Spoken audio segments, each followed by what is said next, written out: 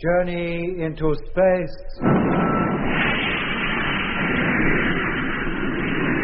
The BBC presents Jet Morgan in The World in Peril.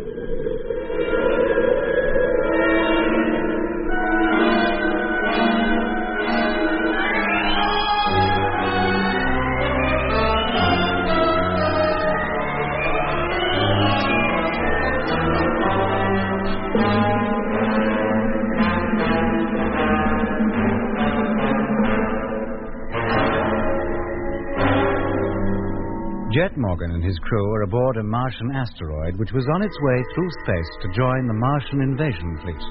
However, Jet, with the aid of the recorded voice of the Martian, thought to be aboard the asteroid, managed to stop the asteroid's flight.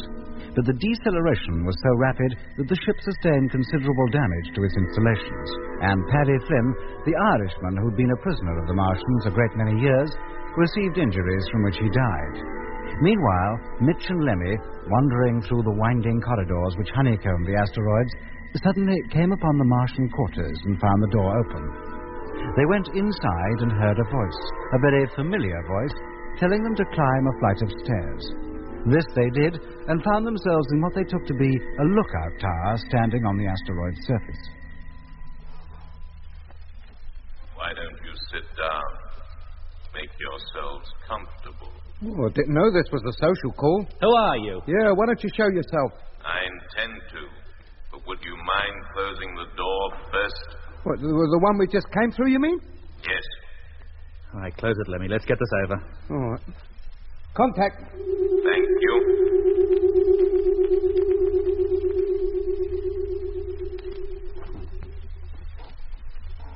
Where's the door he'll be coming through, Mitch? Well, over there, I suppose. It's the only other door I can see.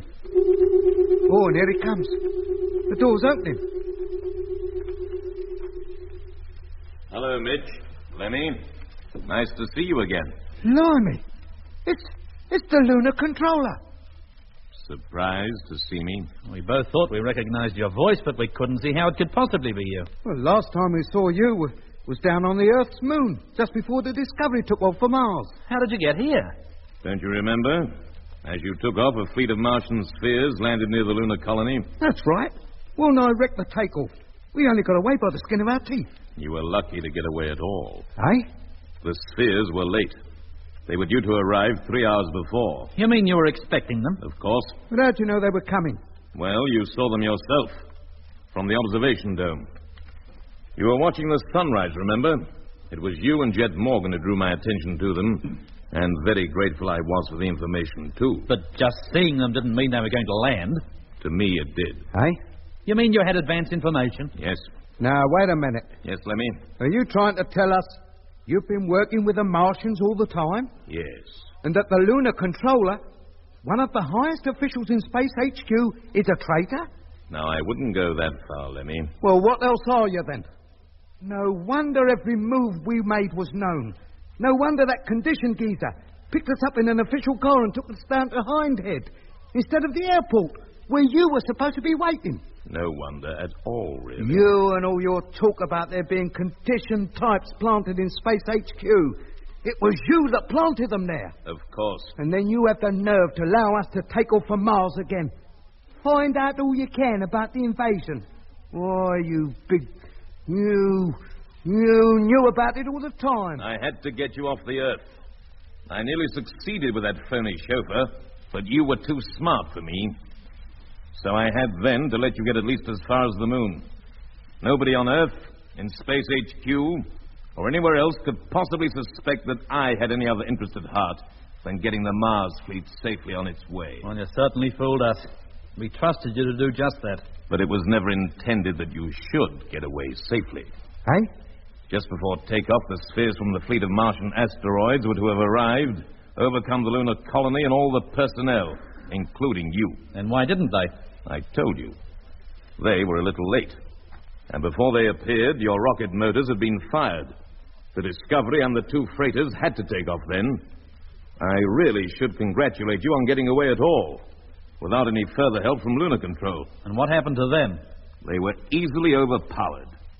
They were all hypnotized, conditioned, as you call it, transferred to the spheres, later up to the asteroid, and then to Mars. They got there some 3 months before you did.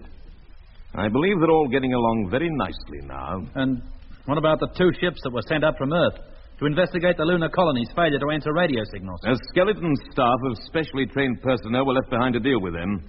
The crews of those ships are on Mars, too, now. And the ships? They're still back there on the moon, on the launching ground. They were not damaged. And what about the colony now? There is no such thing. Now the Earth is no longer sending ships to the moon. The place has been evacuated. How about the Earth itself?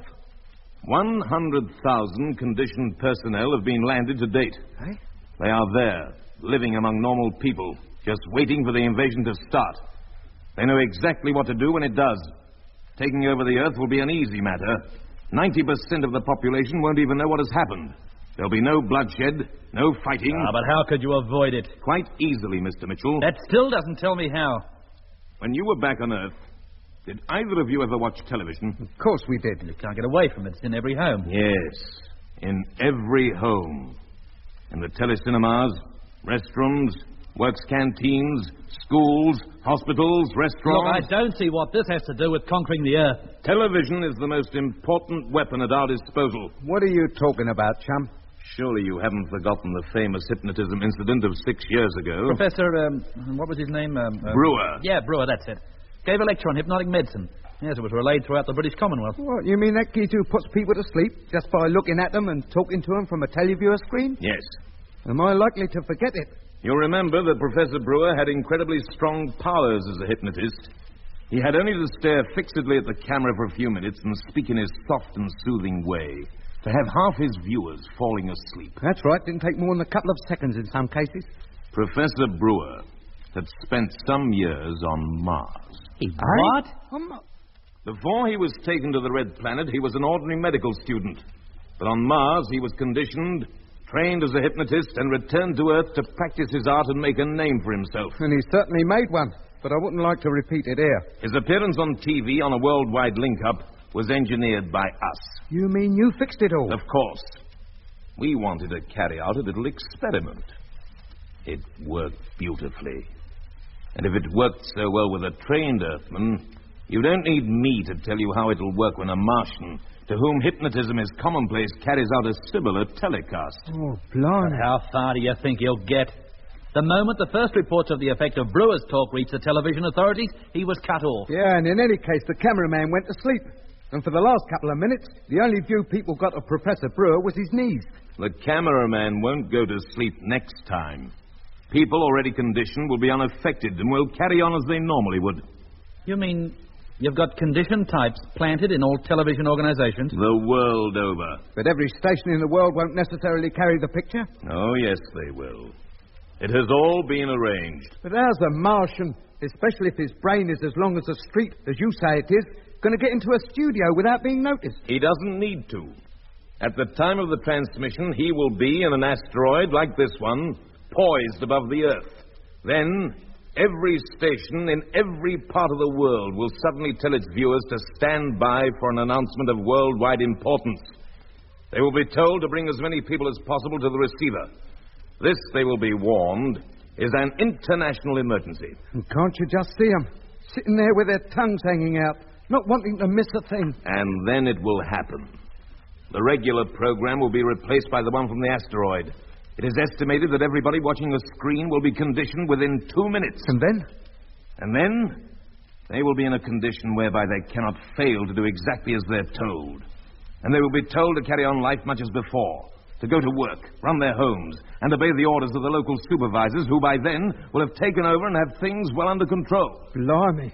Even Big Brother's Big Brother didn't think of going that far. But surely these people will know something must have happened to them? Not in the least. They'll never realize life was any different. They'll imagine things are quite normal, as they've always been. Slaves of a television screen. They're hardly less than that now. And what about the people who won't be watching? There are bound to be some, I grant you. Well, won't they realize the rest of the populace has suddenly become abnormal? On the contrary. By then, it will be they who are the abnormal ones. It's all a matter of comparison, you know. The majority consider themselves normal. So to be in a minority is to be abnormal. You may be sure that the majority will soon try to bring the rest into line. and they will be fully briefed as to how this can be done. They will merely have to inform the local supervisor or his representative. All abnormal people will then be rendered normal by conditioning. And what if they're immune to it? Or want to carry on their lives in the way they always have and don't want to change? I have no doubts arrangements have been made for such people. Oh, bet they haven't all. And how long have you been a supporter of this happy project? Since before I was returned to Earth, 5 years ago. You mean you were on Mars before? Yes, You're a trustee. that's right. And for that, I am to be rewarded with the post of supervisor to the London region. One of the most important positions a man could wish for. And what good will it do you? It will be a comfortable life. Once the whole world is under Martian government, there'll be no wars, no hunger, no unhappiness. No, you think not? Why should there be? With people properly organized, obeying orders because they can't help it, not having to think for themselves because it's already all worked out for them, why should they be unhappy? And why should they be happy? What is happiness but the absence of unhappiness? Well, I like to be happy in my own simple way, thanks. I don't want it all organised for me. But if you are unaware of it, what difference does it make? I think it makes a lot. Is a poor child playing with a stick and a paper ball any unhappier than a rich child with a complete cricket outfit? A child doesn't know any better. Precisely. And neither do conditioned types. But we're not conditioned, and neither are the people down on Earth, yet. Or are they? No. The invasion is close at hand, but it hasn't begun. Then why don't you ask the folk down on Earth what they think of your plan to make them happy? Give them a choice while they still have the chance. I don't plan this invasion. I'm merely helping to effect it. Schlemiel. What was that? You heard me, a big... Lemmy, well... calm down. Losing your temper isn't going to help. And you are helpless, Lemmy. Make no mistake about that. So you might as well accept it. There's nothing you can do to stop the plans for the invasion being put into action. So, if you have any sense, you'll listen to my proposition. I've heard enough, thanks. You can keep your proposition. And that goes for me, too. A pity. Men like you and Jet and Doc would be so useful to us. You could gain much from cooperation. Well, we ain't feeling cooperative. Now, do you want to make something of it? Very well. Maybe you'll change your minds later. Not me. Now, if you don't mind opening the door, we'll get back to Jet. He must be getting worried about us. I'm sorry, but that can't be permitted. Eh? Now, wait a minute. Neither of you can leave this room. You mean we're prisoners here? In effect, yes, you are. Unless you care to think again about cooperation. We've thought about it, and the answer's no. Very well. Then you'll have to stay here. When 738 arrives, I'll have you transferred to it. And then what? You'll be taken back to Mars. Maybe a few years in one of the factories down there will make you wish you'd changed your mind. Oh, no.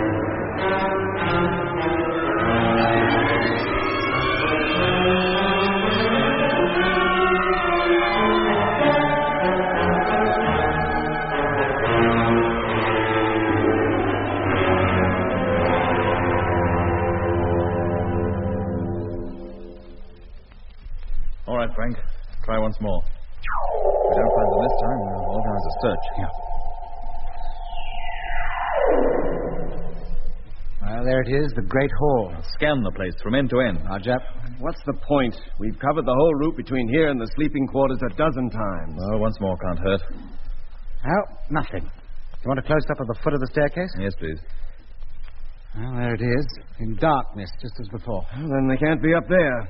Paddy distinctly told us if anybody used the stairway, the light would automatically come on. But once they reached the room, it'd go out. Only if they closed the door behind them. And Lemmy and Mitch wouldn't have done that. They didn't intend to remain longer than a few moments that it would take to collect the bed and head back here again. What could have happened to them? Well, they could have got lost. Paddy said that from here, the way to the sleeping quarters was rather But complicated. he gave them the fullest directions. And if they did miss their way, all they had to do was turn round and come back. They must have been gone for at least 2 hours now. And if we go and search for them, and they return meanwhile? Well, one of us will have to stay here. You'd better, Frank. You and I'll go, Doc. Very well, if you say so. Try to follow us on that vision phone, will you? Well, I tried to follow Lemmy and Mitch, but it doesn't seem to receive all the places it did before. Well, do your best just the same. Well, of course, but find them soon. I'd hate you and Doc to get lost as well. If Paddy was right, it shouldn't be possible to get lost. He controlled only part of the ship, and he said it was almost impossible to pass from one section to another without the Martian's permission. Well, let's hope he's right. Come along then, Doc. Look, hadn't we better try the other door? Why? Nothing happened the last time we tried it. Well, it's the quicker way, and it might be working. Oh, very well. No, still out of action. We'll have to go the other way. Come on.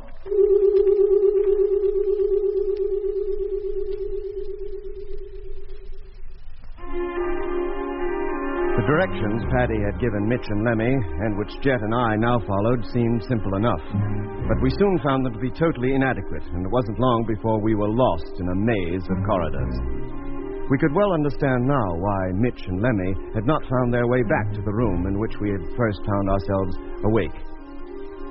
There was no word from Frank, so we could only assume that the vision phone of the control panel, where we hoped he was still sitting, was incapable of being tuned to whatever part of the asteroid Jet and I were now unwillingly exploring. We were in a long, winding, well-lit corridor, similar to the one where we had first heard the voice of the Martian. It was so similar that for a while we both thought we knew where we were, but as we progressed and no warning voice told us to turn back, we soon realized we were mistaken. Hold it, Doc. Oh, this can't be the way. There should be a set of those spiral steps leading out of here. Should have been on the right, about 50 yards after coming down that slope. That's if Paddy's instructions were correct. I doubt if they are. Yeah, so do I. Maybe we'd better go back to that big junction. Where the 4 corridors meet? Yeah. Well, Paddy said it would be 3. Well, that was the only junction we've seen up to now, and it was 4, all identical in appearance. Well, let's go back there. We'll take another way this time. Come on.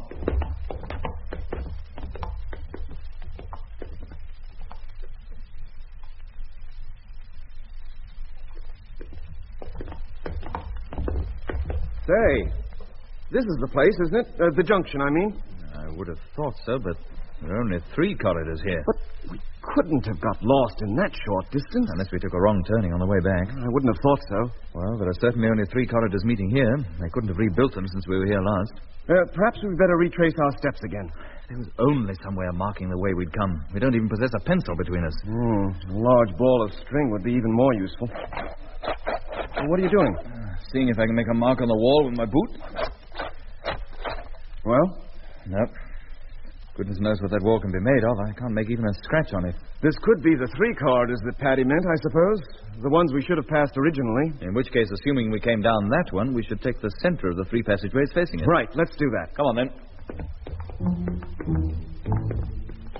But we were still no better off. The stairs we had hoped to find did not appear.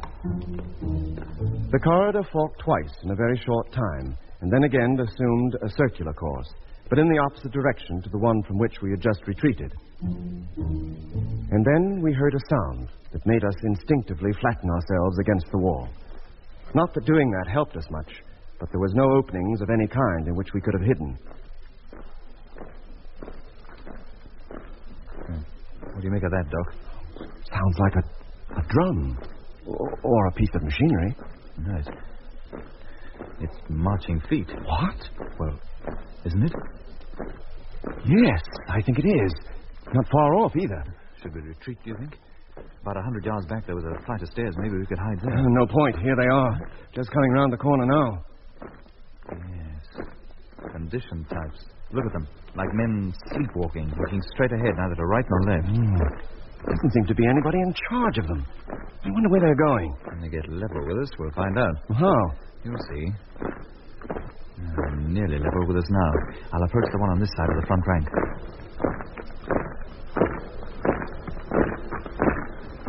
Stop. Yeah. See what I mean, Doc? What are your orders? Where are you going? To Sphere Bay number 5. What for? It must be made ready to receive the sphere from asteroid 738. That's the one that's on its way here. When is 738 due to arrive? I do not know. Well, who'll be in that sphere when it does get here? I do not know. Well, who told you to get the bay ready? Orders were received, and orders must be obeyed without question at all times. I've heard that before somewhere. But don't you know who gave you the orders? Orders must be obeyed without... Yes, we know all about Hey, that. hey, Jet, just a minute. Yeah? That bay Mitch saw on the vision phone, the one with the huge sphere in it. Well, according to him, it was built into a crater up on the asteroid's surface. so? And if those men are going to the bay, They'll have to go outside where there's no atmosphere. But all they're wearing are their crew suits. They couldn't go outside in those. Yes, then they must collect some kind of spacesuit first. Well, what if they do? Well, don't you see? Look, we've been without helmets ever since we came aboard this ship. Why were they taken from us? To prevent our going outside. What other reason could there be? But why try to prevent it? We couldn't do any harm just walking around on the surface. No. There can only be one reason. They wanted to be sure we wouldn't wander into one of the sphere bays, because if we did, we might well board one of those spheres and make off with it. They're easy enough to control, as Lemmy and I found out when we escaped from that flying doctor. And if these men are going outside, they'll need suits, of course. Of course. Come on, let's follow them. We may find where the suits are stored and find our helmets among them. All right, Doc, we'll fall in behind. Now, you... What are your orders? You will proceed to Bay 5 and carry out the orders already given to you. Orders received and understood. All right, Doc. Come on. Let's see what a little conducted tour brings forth. Jet and I walked alongside the group of men. We passed through at least a mile of corridors, occasionally climbing flights of steps and walking up slopes which brought us nearer and nearer the asteroid's surface. At last, we came to a huge circular door. Without hesitation, the man Jet had spoken to approached it and pressed the control.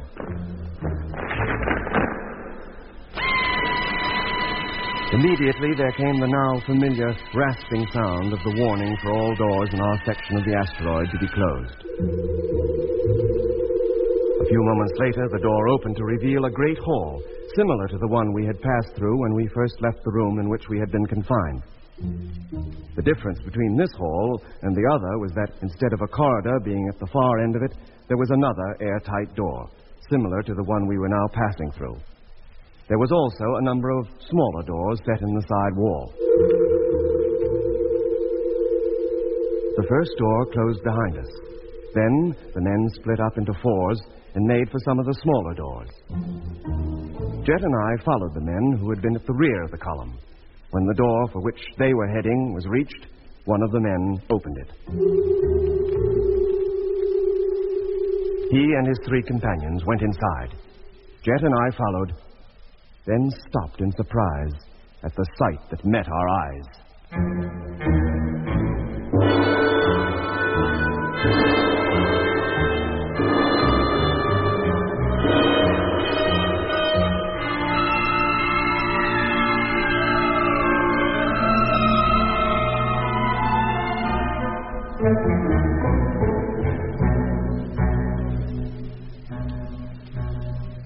Come on, Doc. Let's get inside before that door closes and locks us out. This must be a storeroom for spacesuits. Do you think our helmets are up here? Well, let's hope we ever finding them if they are. It'll take us hours to explore this place. Hey, wait a minute. Those condition fellows, they're taking 4 of those suits to pieces. Yes, they're going to put them on. We'll do the same. And go outside. Well, why not? Nobody should recognize us in these get-ups, and we may learn quite a lot that will help us to get away. Well, I'd rather find out how to locate Mitch and Lemmy, but... Okay, what you say goes, Jet. I'm with you. And let's hurry up, or those fellows will be out of here before we're even dressed. Now, keep a close watch on them. Put every piece on in the same order as they do. You bet. Well, so far so good. Yeah, they're putting their helmets on now. Okay, watch how they do it. We'll put ours on, too. Right, here goes. This suit feels so stiff, it's like being enclosed in a suit of armor. Hello, can you hear me? Yes, quite clearly. These suits must carry radio. But where? And where does the oxygen supply come from? And what do we do if it runs out? Well, it must last as long as it'll take those fellows to do whatever they have to do outside. And they're going. Fall in behind and stay close to them. Right. And even more important, stay close to each other. Attention! Attention! Martian. It sounds as though his voice is right here inside my suit. All personnel are to assemble at the Sphere Bay airlock immediately. Well, that includes us, Doc. Come on. We'll join the end of the main column. All personnel will now enter airlock. Come on, Doc.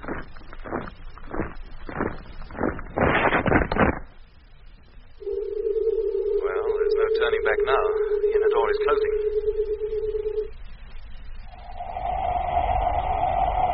What's that? They're exhausting the air out of here before opening the outer door. This is when we find out if we put those suits on properly. The airlock is now exhausted and outer door about to open. These suits must be okay. Thank goodness for that. And there goes the outer door. All personnel will proceed to their posts and carry out the orders as instructed.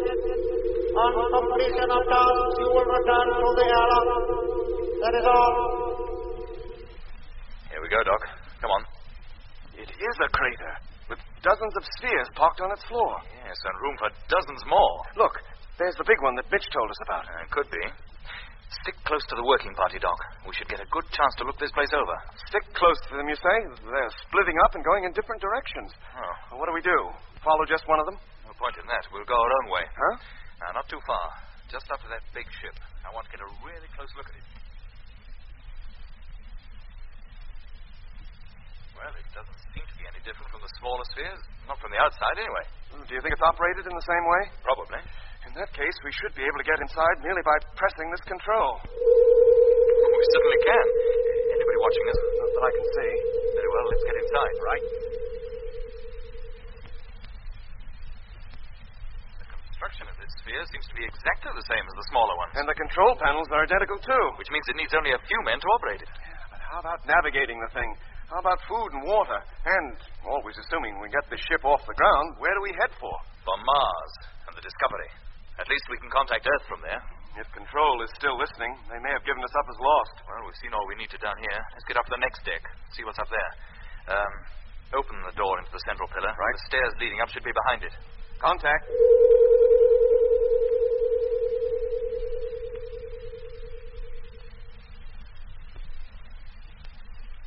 Well, the ship has 4 decks, carries a captain and a crew of 8, is well stocked with food and water, and seems to work on exactly the same principle as the smaller spheres. Well, I think we've seen enough for now. Let's hope Frank was taught to be a crewman on a ship like this, as Fatty says he was. If so, the mere sight of that control room downstairs should bring back to his mind all the training he received when he was conditioned. Yeah. Operating it should then be simplicity itself. It should be, yes. Well, let's get outside again, see what those condition types are up to. Strange. I can't see anyone. Well, let's get back to the airlock. Maybe we'll catch sight of them from there. Right. I wonder when that sphere from 738 is due to arrive. Do you think we might see it land? Well, I'm rather hoping we will. It must be fairly close now. Jet! Yes, Doc? The door leading inside the asteroid. It's closed. Good grief, so it is. Come on. Take it easy. Don't run too hard, Jet. Jet! Is it closed? Tight? Yes, Doc. We can't open it. It's remote controlled. We're stuck. Stuck out here on the asteroid's surface.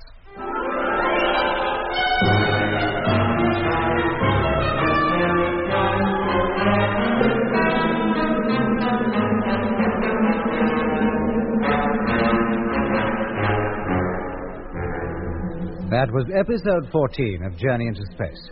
Taking part in this recording were Andrew Foles as Jet Morgan, Alfie Bass as Lemmy, Guy Kingsley Pointer as Doc, and Don Sharp as Mitch. Others taking part were David Jacobs and Alan Tilton. The orchestra was conducted by Van Phillips, who also composed the music.